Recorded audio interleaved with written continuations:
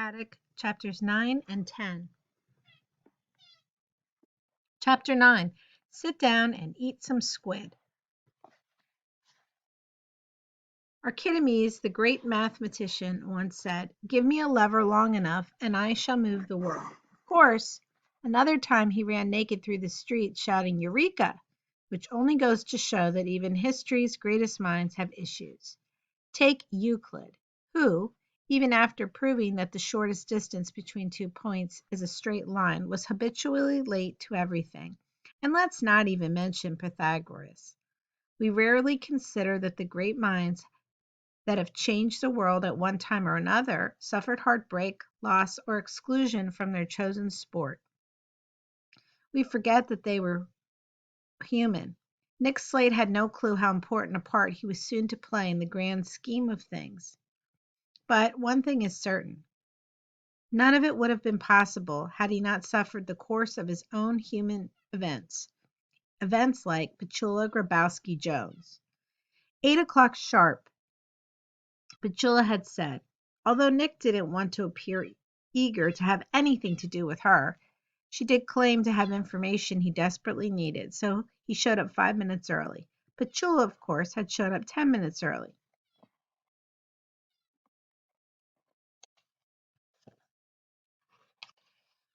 Before he saw her, Nick thought he must have gotten the address wrong. The place was a restaurant. Not the sit down and pig out kind, but the kind where the food was ridiculously expensive, the portions were ridiculously small, the menu was in another language, and the waiters were dressed better than you.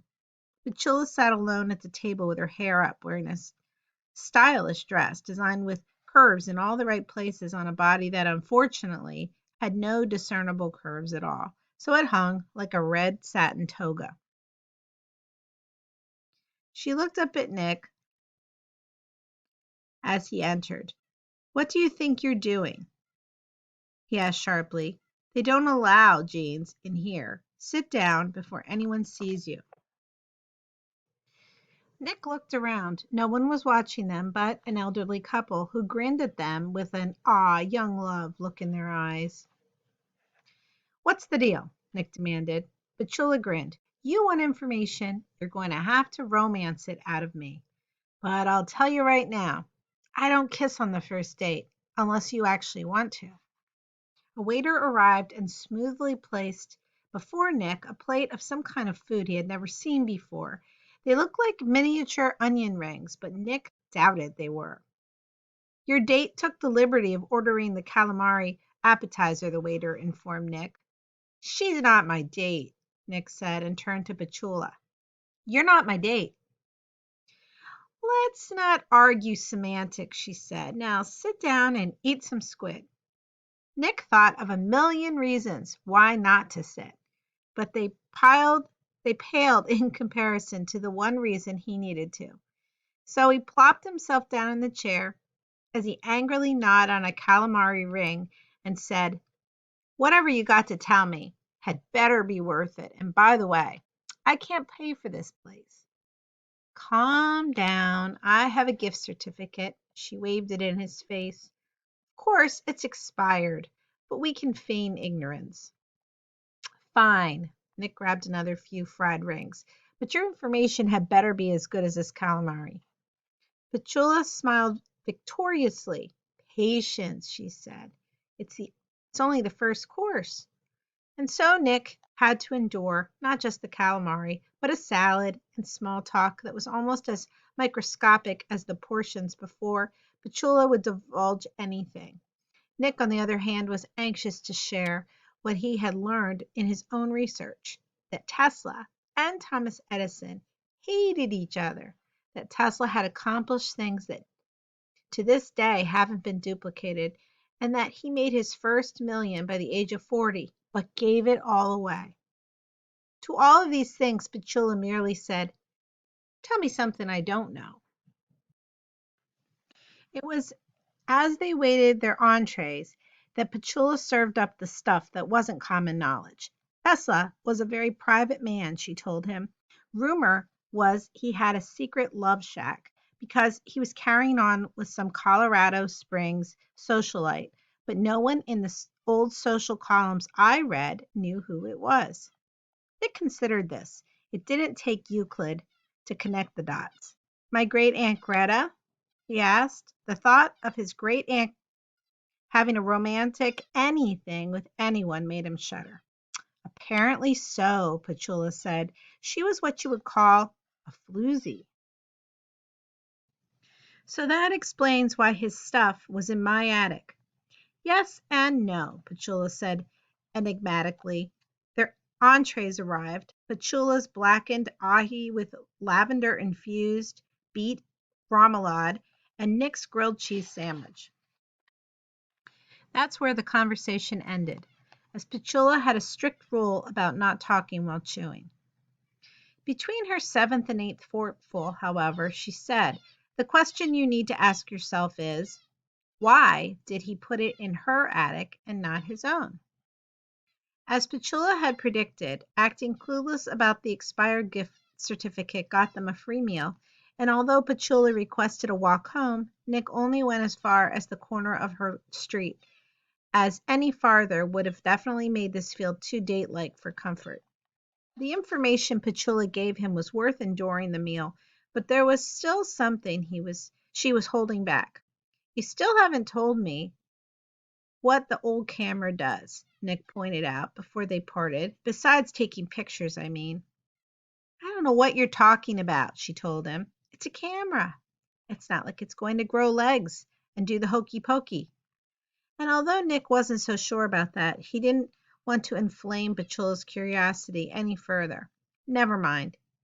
It's just that it belonged to Tesla, and like you said, he was a genius. Sometimes, said Petula, a camera is just a camera.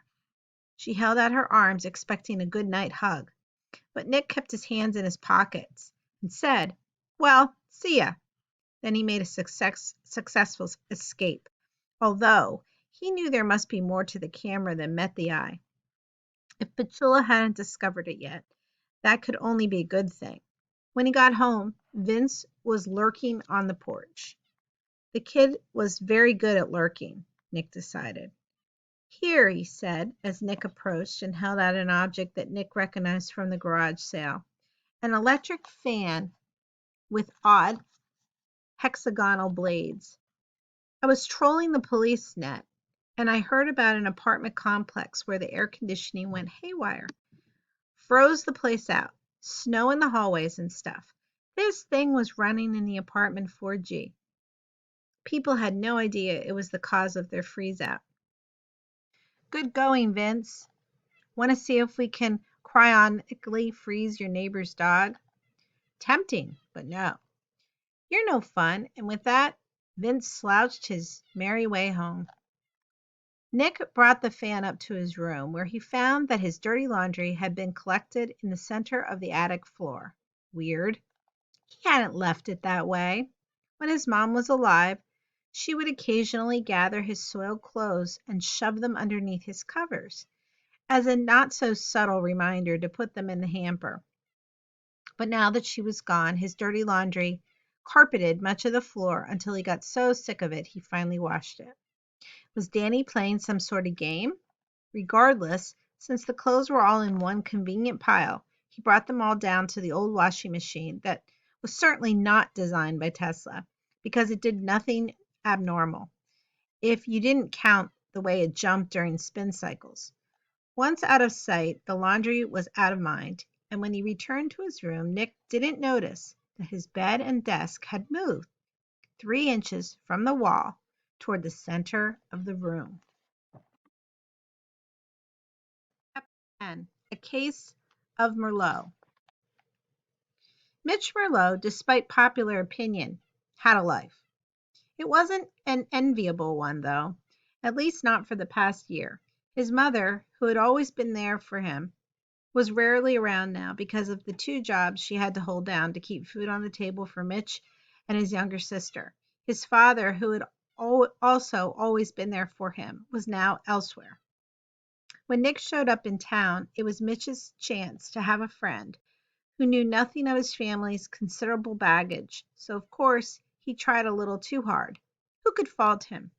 Mitch knew it wouldn't last forever. After all, people talked.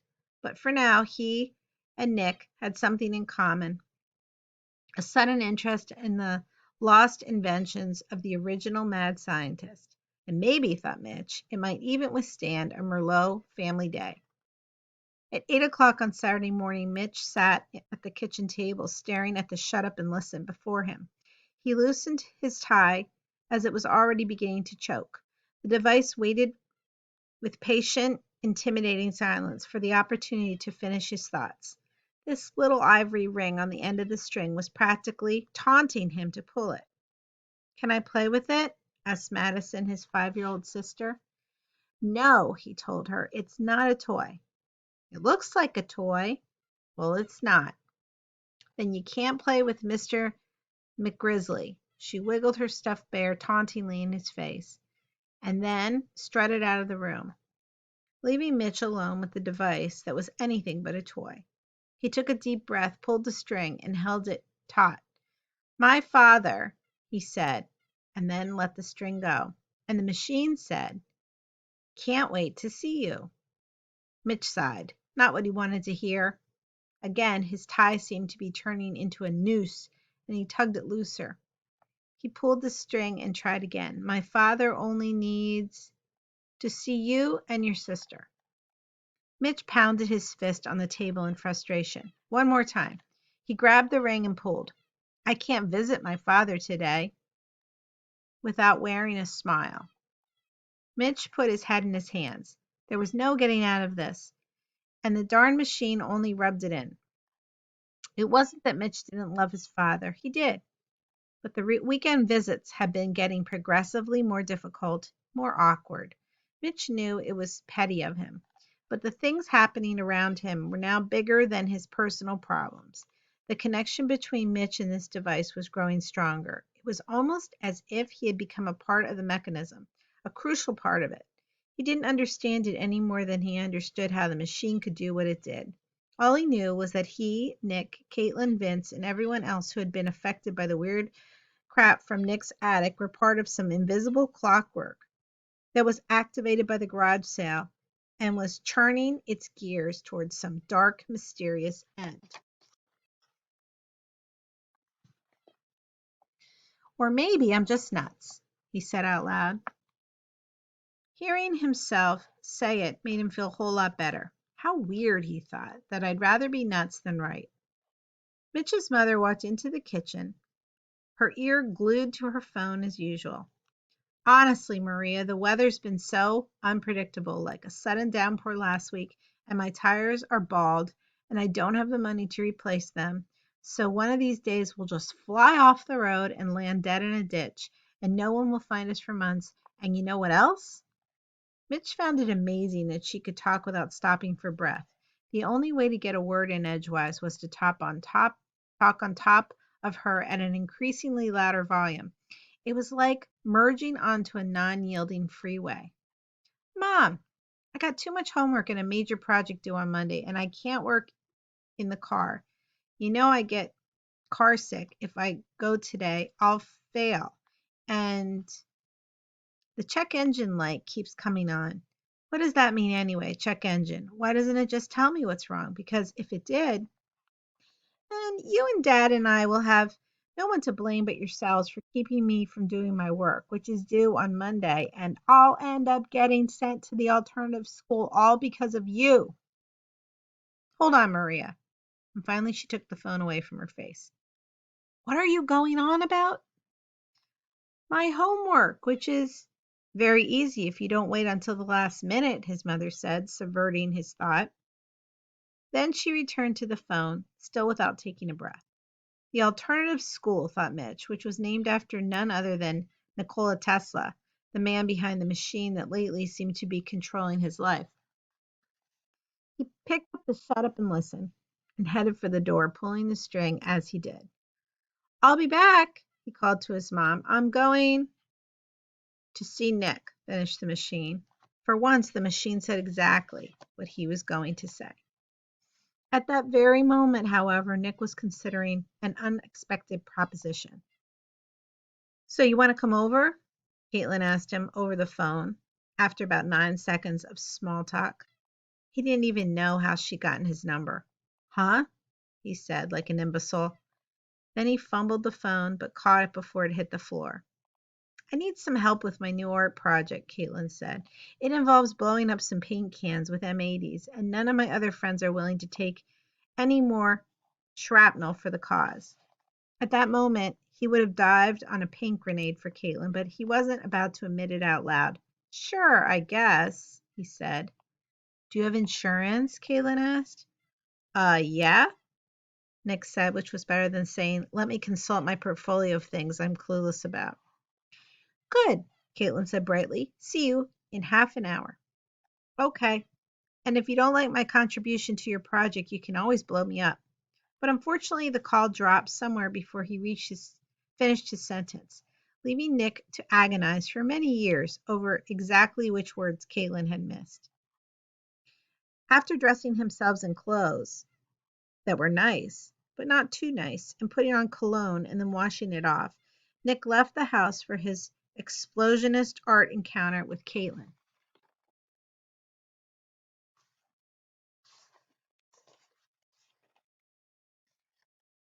Nick was so caught up in his own thoughts that by the time he saw Mitch riding up on his bicycle, it was too late to hide. Hey, said Mitch, going somewhere? Yeah, said Nick, determined not to go into the details because then he'd never be able to get rid of Mitch.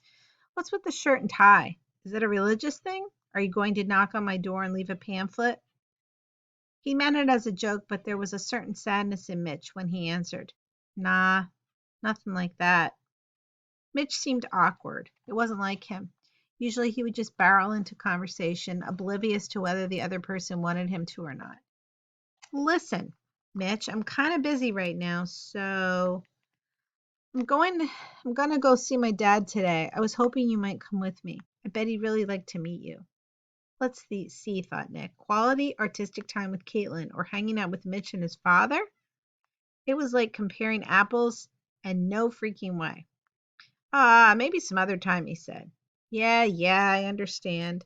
Again, the uncharacteristic look on Mitch's face. Something between nausea and puppy dog eyes. It's just that my dad thinks I have no friends. I want to show him that he's wrong, you know?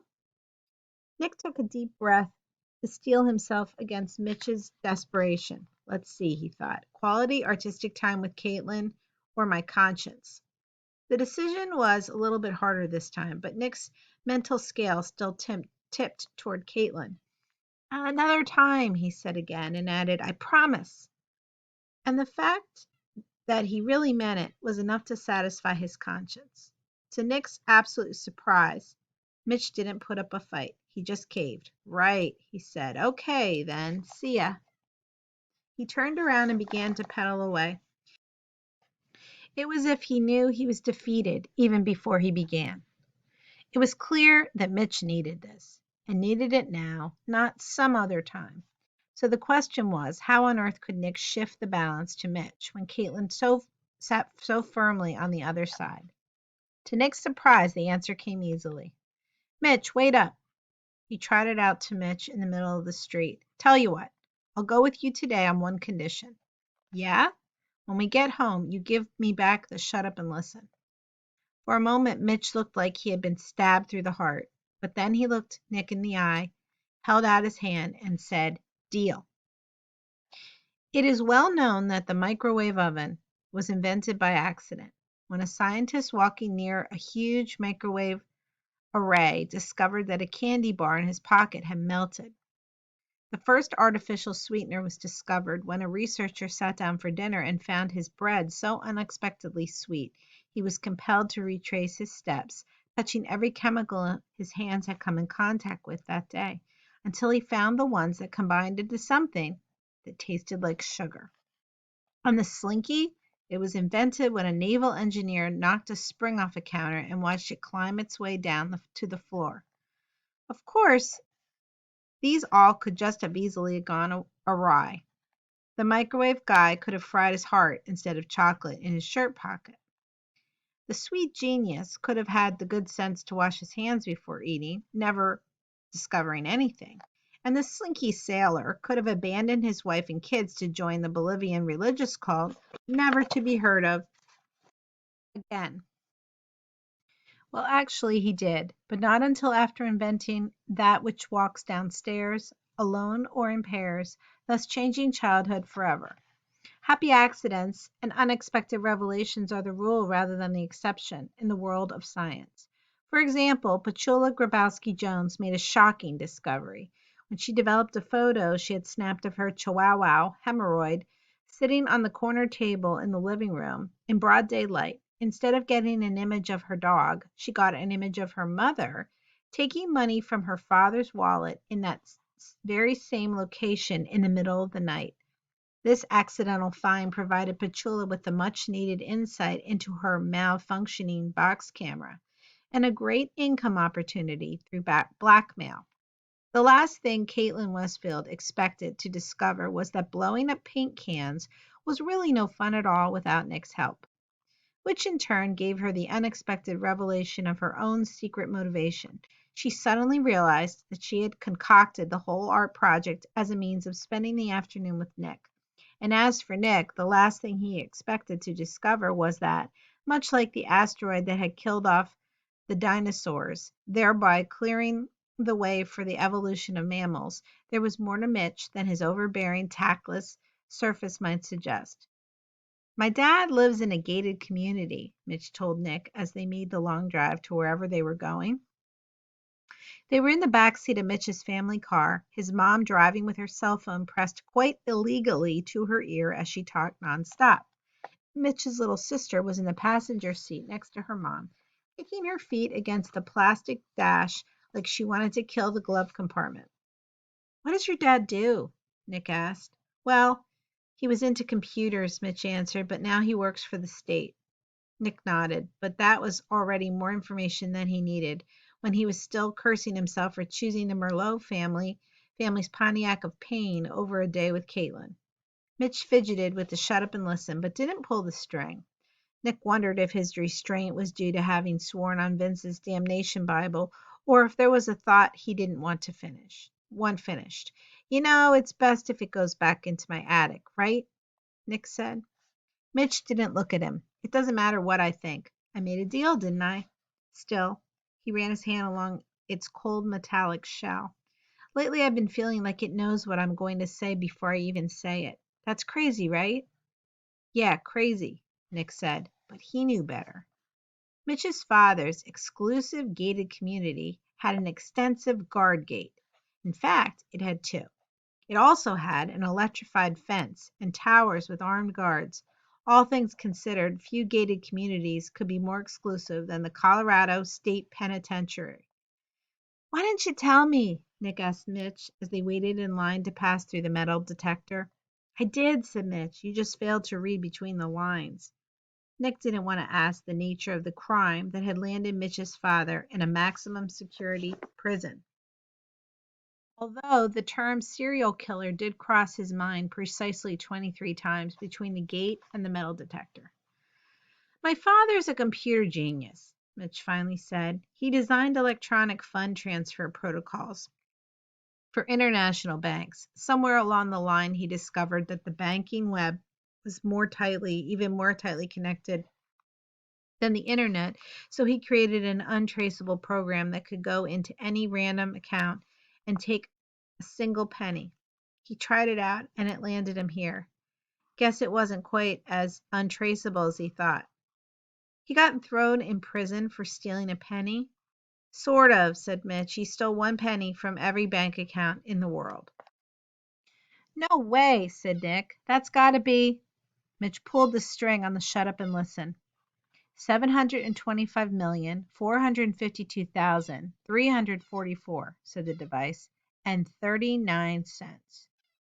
Nick was speechless. I never liked my dad's business partners, Mitch said, unloading junk from his pockets into a plastic bin in the security station's conveyor belt. They were mega creepy. The shut up and listen was not the usual sort of personal effect that prison security came across in their routine checks, and Mitch had the hardest time getting it through. Nick was troubled that Mitch had brought it at all, But with the whole prison experience, he hadn't noticed until they were already inside and under armed surveillance. The X ray machine didn't reveal anything of obvious criminal intent inside the device, but it was too unusual for the officer on duty to let pass. It's my shop project, Mitch told him. I promised my dad I'd show it to him. Mitch, why don't you just put it back in the car? His mom said, collecting her cell phone and jewelry from the plastic bin. And next time, make something plastic.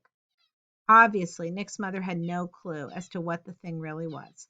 But Mitch's sister had figured it out, even if Mitch hadn't told her, because she pulled the string just as the guard said, I'm afraid I can't get a date without lying about myself. The officer was flabbergasted, but Mitch's little sister laughed in delight. That's funny, she said. The officer clearly did not know what to make of this. Is that so? He said as Madison pulled the string again. Well, I don't think anyone needs to know that I still live with my mother. Madison laughed again. You want to hear what else it says? No, the guard, his face reddening, handed the thing back to Mitch. Just move along. Nick thought there'd be bulletproof glass between the prisoners and visitors, but there wasn't. It was just a room with tables and a whole lot of guards. The room smelled like old gym equipment, slightly metallic and slightly foul, and the only way you could tell the prisoners from the visitors was by who wore bright orange uniforms. We're hoping we don't have to come here much longer, Mitch said as he scanned the room for his father, who had not yet arrived. My dad goes before the parole board next month. His lawyers are asking for time off for good behavior, and my dad is really well behaved. Nick didn't know if he should sit or stand or run for his life. This was not the kind of white-collar club fed where one would expect to find a computer hacker. This place was the real deal. The men here were grizzled by hard time and harder crimes. Most of them had extreme tattoos that seemed to cover more space than they actually had flesh to put them on. A guard finally escorted Mitch's father in, and Madison jumped up and down excitedly. Mr. Merlot was slimmer than Mitch, but he had the same curly hair and gruff voice. He also had a deerish look of bewildered innocence, as if after all this time he still couldn't comprehend his circumstances.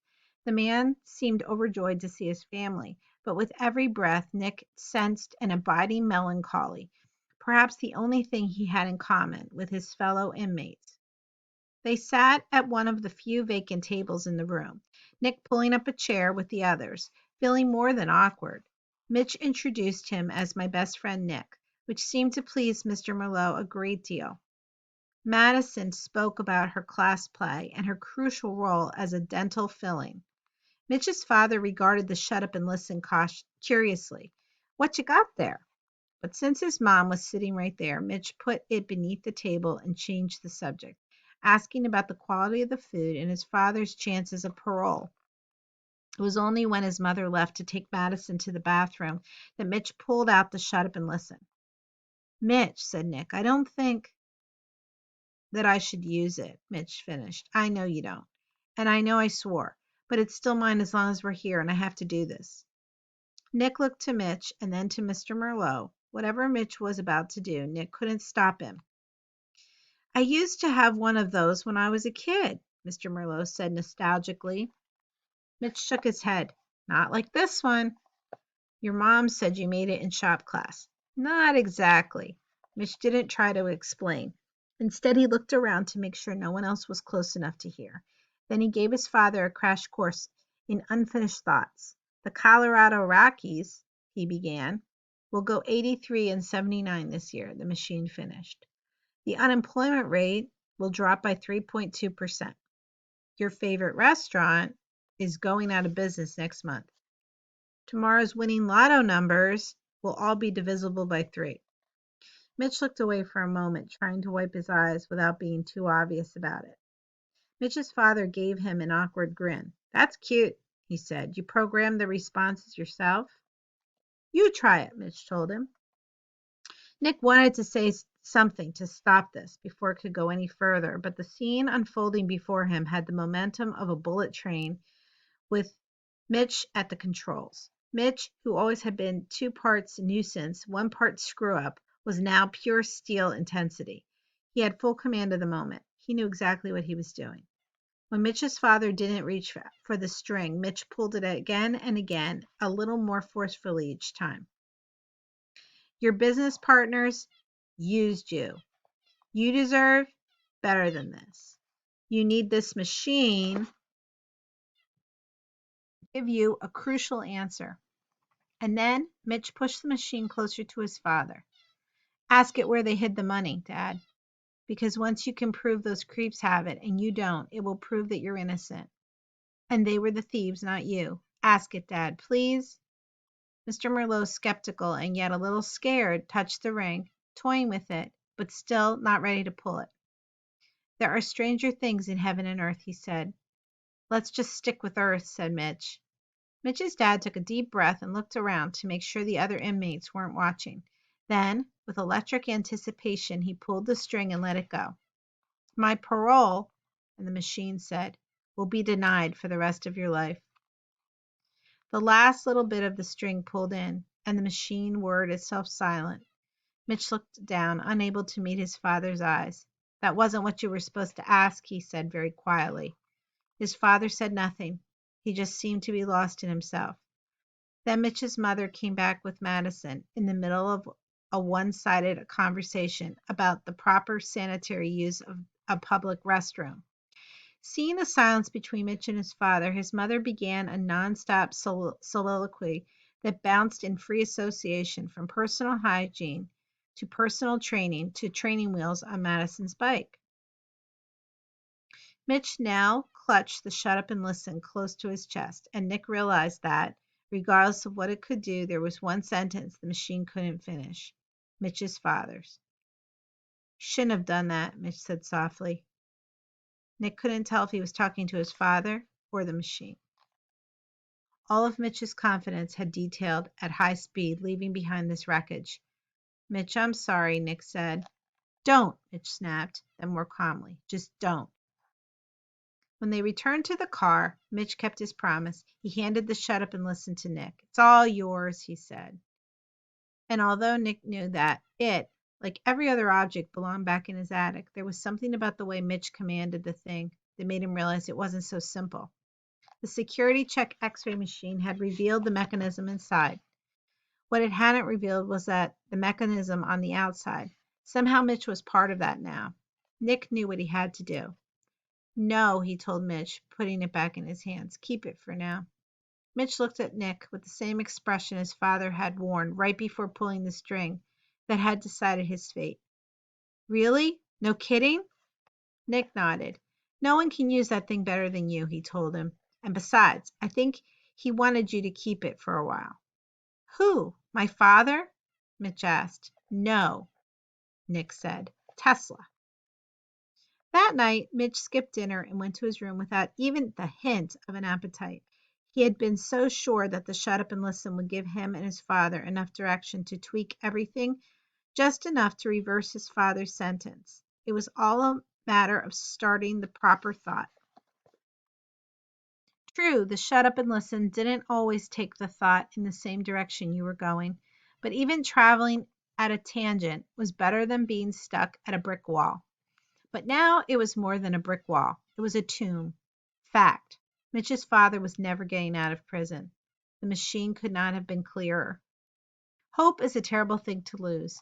Sometimes that wounded space gets filled with scar tissue, bitter, ugly, and angry. Yet other times, like the gash on Nick's forehead, it is washed clean, stitched with care, and becomes a decisive part of one's character. And so, alone in his room, Mitch held the shut up and listen in his arms, rocking back and forth, weeping silent tears because he didn't want his mother to hear him. But even in his grief, he was making a powerful pact with himself. He would know who his true friends were, and once he knew, he would make that friendship mean something, and he would never let himself be taken advantage of the way his father had been by rich, shady business partners in pale, pearlescent suits.